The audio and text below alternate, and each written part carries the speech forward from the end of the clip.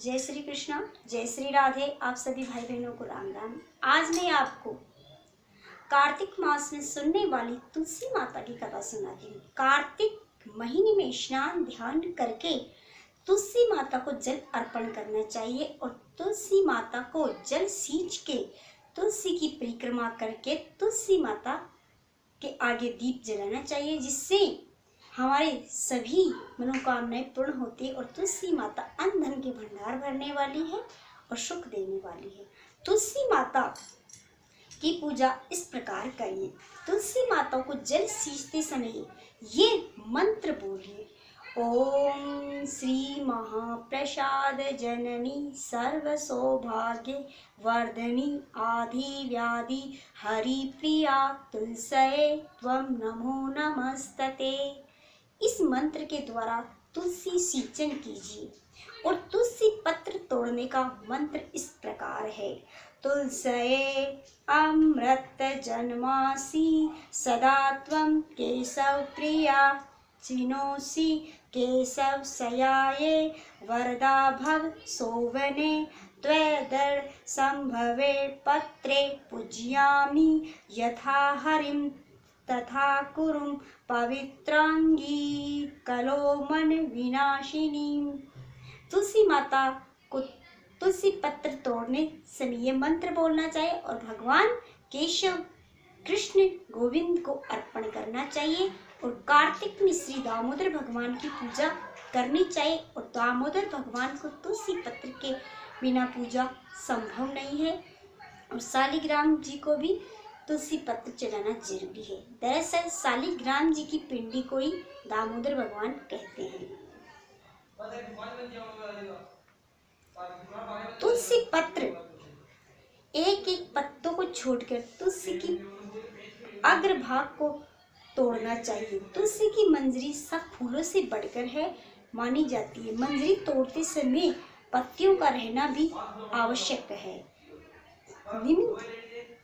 इस प्रकार तुलसी वेधर्ती योग में व्यतिव्यात योग में नहीं तोड़ना चाहिए। मंगलवार को और शुक्रवार को भी नहीं तोड़ी जाती, परंतु इनमें इतना डर नहीं रहता जितना रविवार को भूलकर भी तुलसी पत्र नहीं तोड़ना चाहिए। अमावस्या, पूर्णिमा, द्वादशी और संक्रांति इन तिथियों में भी तुलसी दल नहीं तोड़ना चाहिए। जनना सोच मरना सोच ऐसी अवस्था में तुलसी माता को छूना भी नहीं चाहिए। संध्या काल में तुलसी पत्र ना तोड़ें, किंतु तुलसी के बिना भगवान की पूजा नहीं होती। इसलिए तुलसी वृक्ष से स्वयं गिरी हुई पत्तियां गंगा जल में धो के भगवान की पूजा में प्रयोग ली जा सकती, या पहले दिन तुलसी पत्र तोड़ के रख लें। इस प्रकार तुलसी से पूजा करने से भगवान शालिग्राम बहुत प्रसन्न होते हैं। और कार्तिक में तुलसी की पूजा और भगवान शालिग्राम जी की सेवा तुलसी पे चढ़ाना ये बहुत जरूरी है। तुलसी की कथा इस प्रकार है। ब्रह्मा जी कहते हैं, कार्तिक में जो भक्त प्रातः काल स्नान करके पवित्र हो कोमल तुलसी दल से भगवान दामोदर की पूजा करते हैं, वह निश्चय ही मोक्ष को पाते हैं। पूर्व काल में भक्त विष्णुदास भक्ति पूर्वक तुलसी पूजन से शीघ्र ही भगवान श्री के धाम चले गए थे। राजा चोल उसकी तुलना में गौण हो गए और तुलसी से भगवान की पूजा करने से पाप पुण्य की वृद्धि करने से अपनी लगाई हुई तुलसी जितना अपने मूल अंगों को विस्तार करती है, उतने ही सहस्र युगों तक मनुष्य ब्रह्मलोक में रहकर पाप मुक्त हो जाता है और आनंद प्राप्त करता है। जिसके घर में तुलसी का पौधा विद्यमान है उसका घर तीर्थ के समान है। और जो तुलसी काष्ठ की माला धारण करता है वह सभी पापों का मुक्त हो जाता है। क्रियाक्रम पाप उसके शरीर का स्पर्श भी नहीं करते।